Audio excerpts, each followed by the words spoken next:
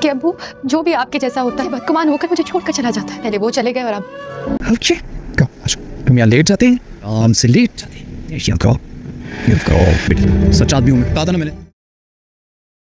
हाबिल और काबिल ड्रामे में अब आप लोग देखेंगे कि खुर्रम चाहकर भी अपनी सफाई पेश नहीं कर सकती और खुद को सच्चा साबित नहीं कर सकती, क्योंकि हारिस ने उससे बदनामी यूं ही कर दिया। अब तो कादिर के दिल में भी खोट आ चुकी है।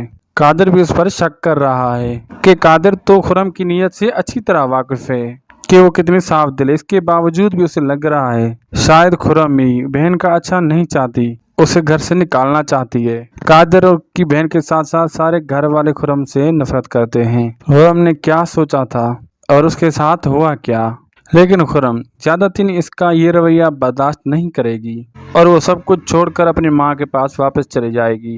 लेकिन फिर कादिर का भी खुर्रम के बगैर गुजारा नहीं। यूं वो उससे माफी मांगकर उसे घर तो ले आएगा, लेकिन आने के बाद हारिस उसका हसद अभी भी खत्म नहीं हुआ होगा और वो खुर्रम को मजीद हिरास करने की कोशिश करेगा। उसे ड्रैगन कहेगा, उसे ये भी कहेगा जिस तरह से मैंने सब घर वालों को तुमसे दूर कर दिया, इसी तरह एक दिन कादिर को भी मैं तुमसे दूर कर दूंगा। वो कादिर जो तुमसे मोहब्बत का दावा करता है वो तुम पर यकीन भी नहीं करेगा और ये सारी बातें वो कादिर अपने कानों से सुन लेगा। तब कादिर को भी यकीन आ जाएगा कि खुर्रम बिल्कुल ठीक कहती थी, लेकिन मैं ही खुर्रम की अच्छाई न देख सका, उन पर यकीन न कर सका। इसी वजह से दोनों भाइयों में फिर से लड़ाई हो जाएगी और सारा इल्ज़ाम खुर्रम को मिल जाएगा। मज़ीद ड्रामा रिव्यूज़ के लिए हमारे चैनल को सब्सक्राइब कीजिए, लाइक कीजिए, शेयर कीजिए। मिलते हैं अगली नेक्स्ट एपिसोड में। अल्लाह हाफिज़।